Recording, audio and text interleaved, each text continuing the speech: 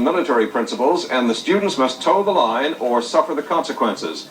Parents and the headmaster call it short-term pain for long-term gain, turning kids others have written off into leaders. Everybody up, let's go. Imagine your teenager out of bed at 6 a.m. Rise and shine, no complaints. That's the way each weekday begins at the Robert Land Academy in Wellandport. It's a tough-love private school for troubled boys, a place where bed making is serious business. What are you doing? Making my bed, sir. And why are you using the ruler? We have to get perfect measurements for inspection, sir. Morning, John. The headmaster here is Major Scott Bowman, a man who's as comfortable quoting Plato as he is in a military uniform. You know, we're not in the business of entertainment.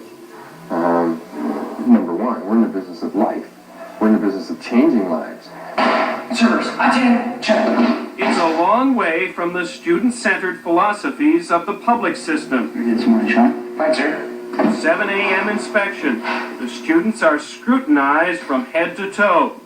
They must be immaculately groomed or face the consequences. Use your hands. Open.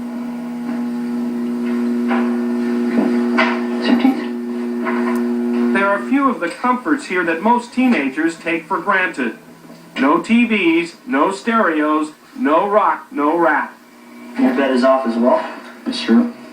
Only an uncompromising inspecting officer.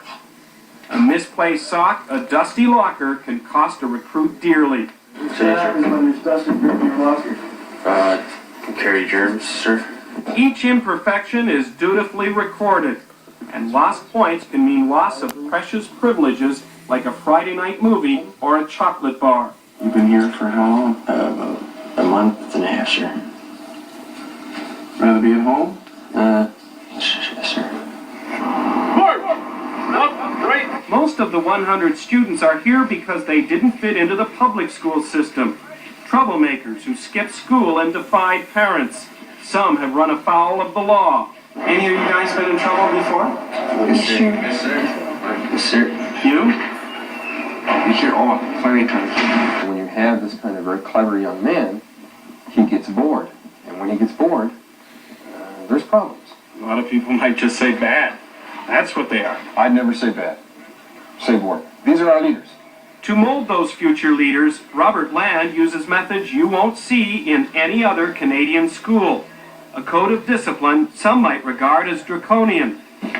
Discipline ranging from physical exercise and labor to corporal punishment. Students who don't toe the line may face the wrath of the headmaster's right-hand man, Sergeant Major McAndrews, known to everyone as Mac. What happens if you don't have your homework done? You get sir, some sort of discipline, sir. It's not that great. And now, after 6 weeks, we still have some terrorists that are going to try us on and push us a little bit and test the system, but we're going to match them every step of the way. We're not going to back down at all. Students who refuse to do their punishment are dealt with instantly. You may choose to get into the push-up position under your own steam. Or you may choose not to do that. If you choose not to do that, by the time I count to 3, I will put you in that push-up position. How can you do that? It's really quite simple. Do it. Do it. I continue to defy you. What do? You simply take the arm. Get your hands up. No, and down you go. It's real simple. And the Ontario Ministry of Education recommended 12 years ago that schools stop using corporal punishment, but it's never been banned. Well, fear and friendship, pleasure and pain, they're all key emotions of academy life. If you're not in trouble here, everything goes smooth. It's good. And if you get in trouble, it's hard getting yourself out of a hole, because I've been in holes a lot here. I've been demoted like three times. And have you run away? I've run away once, and I've thought about it many other times, but... Tuition for parents who can afford to pay is $18,000 a year, yet enrollment continues to grow. That's because the academy gets results, the headmaster says.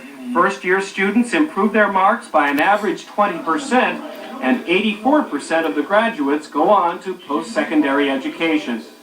You get them to do it happens by teaching them and getting them to believe that they can do it.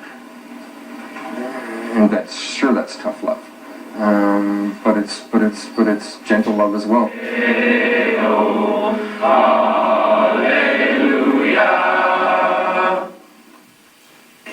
And just before we go to